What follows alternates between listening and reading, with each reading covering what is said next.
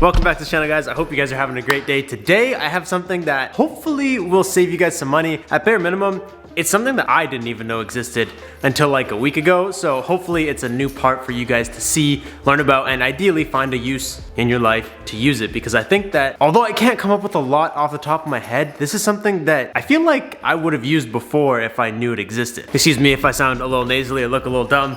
I've been sick for like a week straight, dude. It's not COVID, I promise I tested, but I'm getting super bored. I've sounded all dumb, so I haven't really been able to film. So today I thought I'd make a quick little video showing you guys this thing that I found. So you guys know, maybe about a week ago, we installed this winch on the Jeep. And now this thing is hard, you can see the wires right here.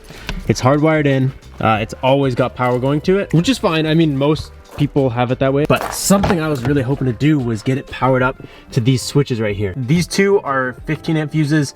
These two are 40 amp fuses. So the only problem with this setup is that the winch is like a 300 amp winch at its maximum strength. So I'm not able to put it to a switch. And now you don't have to, but for some reason, I really want to know that the winch is off. No one can just grab the remote, because it's a wireless remote, and start messing with it and actually cause some damage. If I dunk my front end in water by mistake, there's no power actually going to the winch. It just feels better to me to know that I have to turn it on for it to be on. And so on my quest to figure out how to wire a switch to the winch, I came across this worn winch interrupt kit. This thing's like $100, $120 depending on where you buy it, and it's basically a switch with this little solenoid. And me, being the curious man I am, I wondered what the hell that solenoid was. So I started doing research. I even called Warren to get the details and the specs on that specific piece, and turns out their $100 to $120 kit can be easily subletted with a $20 part from Amazon. Dude, this is literally all you need. So this thing's actually really cool, and I have never heard of one of these until literally I installed the winch. And this is something that even if you guys don't need to wire your winch or whatever, there's a definite million reasons why you could find a use for this. So this guy is super simple. Think of this like a starter solenoid. The name for this is a continuous duty solenoid. Your starter is always plugged into your battery. It's like the only thing that's hardwired to your battery. It always has power, yet it only ever turns on when you turn the key. Power goes from the battery through here into this one, out of this one. These are the signal posts. So you ground one and you put a signal to the other one.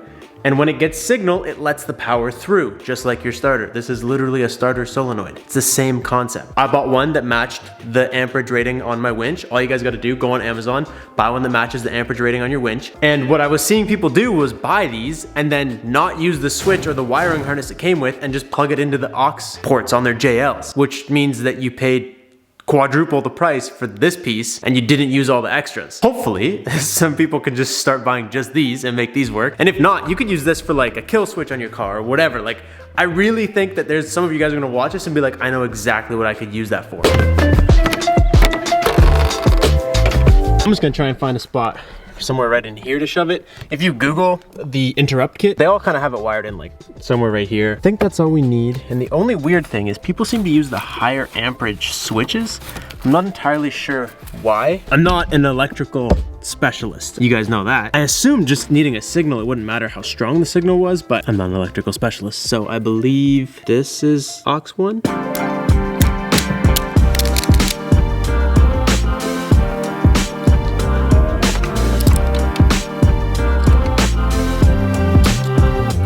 Fire the ground onto this little blank.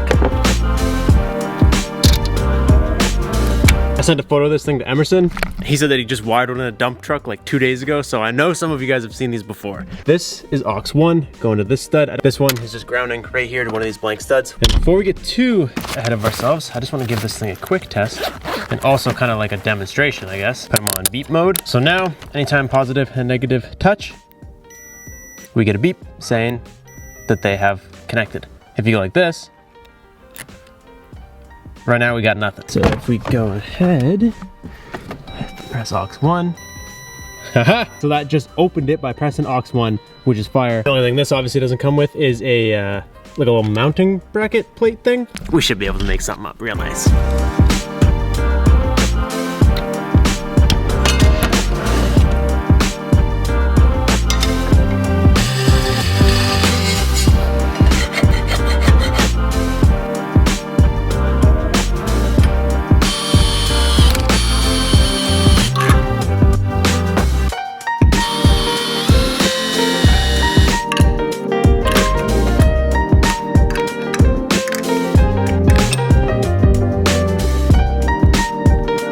Dude, I would call that freaking beautiful.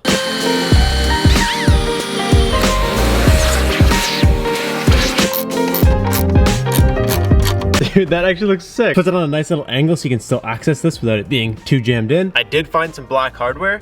I probably will paint this piece black one day. If you guys look in here in a future video and you see it's black, know it's coming. But super easy little DIY.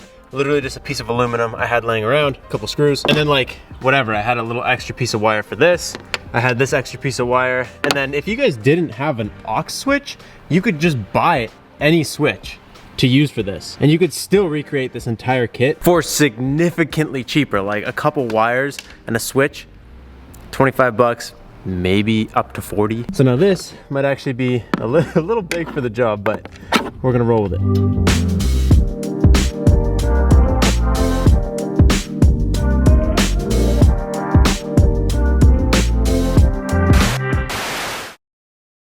Dude, this actually looks super good. Once I get this piece painted up nice and black and it doesn't stick out like a sore thumb, this will actually look really nice. It cleaned up the wiring a lot, so now we just have the negative running straight down here. Then I ran this positive guy up and around the back, so that looks way better. And from a ground level view, it just looks like a little solenoid guy. Only thing that I didn't do right, I looked at a couple of these before I bought them, and I forgot to buy the one with the sleeves.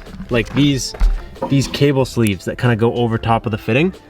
So I'm gonna have to tape this for today and then put a cable sleeve on it in the future. Super important to do because we basically just put a 12-volt hazard right here. Dude, this looks absolutely terrible. I already ordered up the little sleeves. This just looks dumb, and you can see it's already like peeling off. It's not meant to do that. You need the sleeves. But you guys know we had to make sure that this is actually gonna work, not just work on a flat driveway. A flat driveway will not have this thing drawing maximum amps, so we came to an actually cool spot and we can't use any of the hills. Look at this, dude, it's all just dunes and there's not a single alive tree, or in the case of some of them, like this one, there's not a single tree at the top. There's no one to winch to. I thought we would come somewhere cool and we got absolutely rooked. And now I'm over here on this little dirt freaking hill because this is the only area with real, actually alive trees. But that's okay, because this will still give us a really good idea, because this is a 12 or 13 degree slope we're on right now. 12 degrees. So that's actually like a pretty realistic, washer fluid's low, gas is full all of a sudden. I feel like 12 degrees is actually a pretty intense winching situation. Not intense, but like it's a good example. If it can winch me at 12 degrees, we'll probably be fine. I just want to put this thing through its paces, so.